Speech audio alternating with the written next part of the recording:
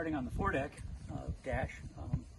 Great sail setup here. So we've got the cutter rig, staysail, and jib, electric furling on the main jib with a manual override in case there's ever a problem. We've got the XL anchor through a chain stopper to the Taswell anchor windlass. The 2 foot pedals here. There's also a up-down control at the helm station, so somebody can be up here, doing the hose down or whatever is needed, and control the anchor chain coming up and down from back there. Lifelines we replaced and put in Spectra lifelines instead of the wire. No rust, no snags. These have been great.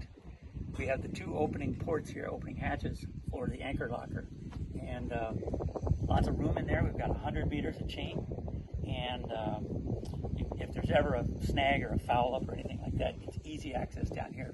Many people have to go inside the boat and come in through the V-berth, but this opens up here and you have great access. After the chain's in place or anything else, we have a couple of fuel jugs we store down there, our snubber, some other stuff that we can put down there. So lots of storage just right up in this area here. On the back we have the lifting davits for the outboard motor. We have the bracket for the outboard motor.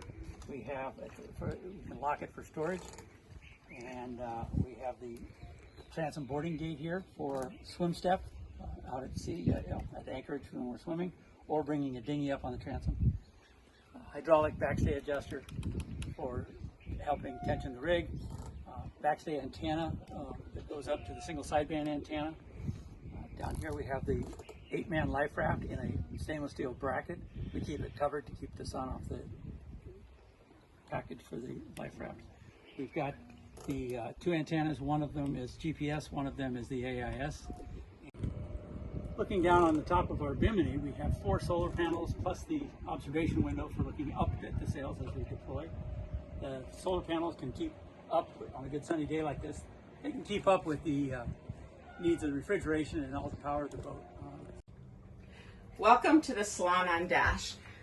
This is quite a spacious room and the beamiest part of the boat. It's 5 meters, and we sometimes joke that we could play football down here. On the starboard side, we have a settee with storage underneath and storage here in the cabinet. This is our pocket door that leads to our guest quarters. It has 2 staterooms up front and a forward head. Our guests could close this off and have privacy, or they're welcome to keep this open and have the flow of traffic and air into the boat. We have a U-shaped settee here, which easily holds 6 to 7 or more people talking.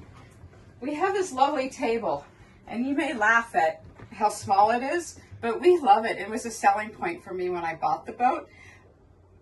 The 2 of us can easily have dinner here, and it also allows room to sit, and you don't have to do that little go in with a big table.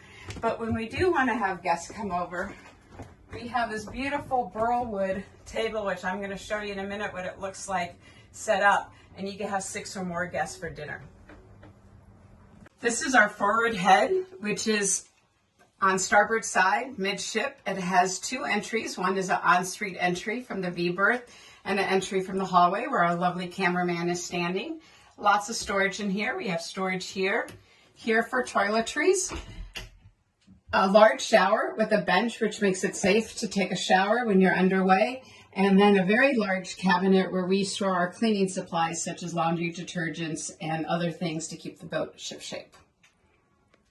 Welcome to the Galley on board Dash. It runs along the starboard side of the boat, and we've received many compliments from friends and fellow cruisers that say how spacious our galley is. And I think once you see, you'll agree with me. Here we have a cabinet that has 3 shelves. I keep my cookware, bakeware, and other miscellaneous items in there.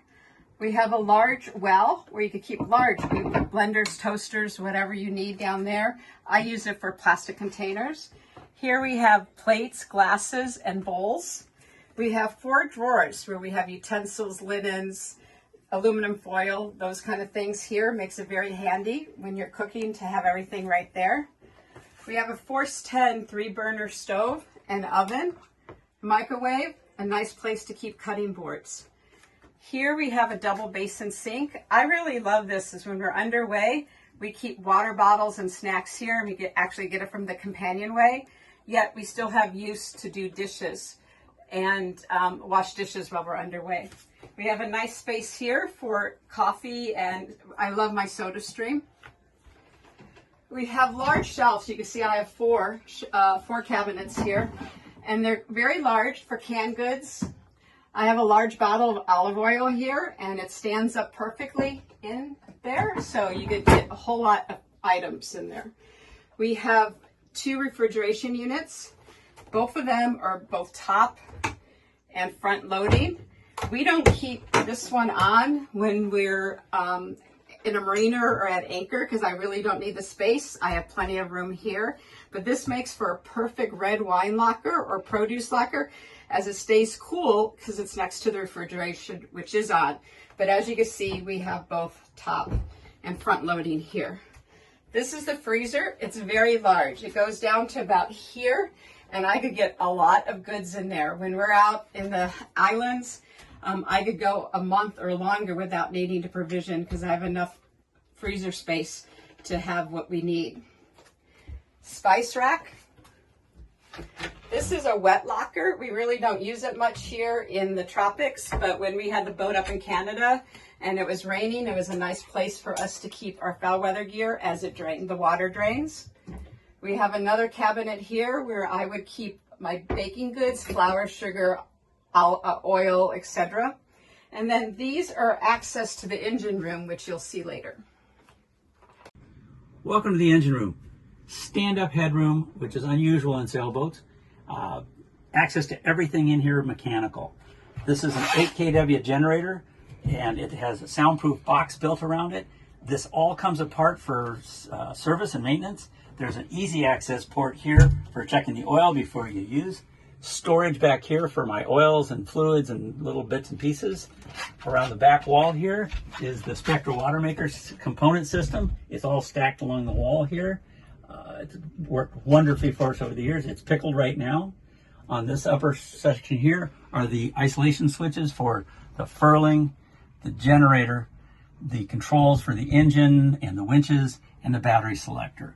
Hot water tank, the main engine right here, the Yanmar. Big opening ports on that side, and around from the shower, you can get to every part of this engine in great ease. 4 battery banks for the house bank, single starter battery here, a battery charger and converter. Probably the most functional upgrade that we've done to the boat while we've owned it was we installed a transformer system so that we can now plug into 220.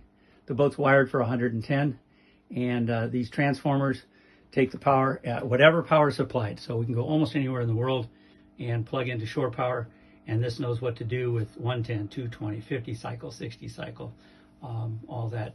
And then the second unit is basically if we are at shore power and running the air conditioner, we have a whole separate unit for that. And then we also added a spur wire off of that to have a outlet here for 220 local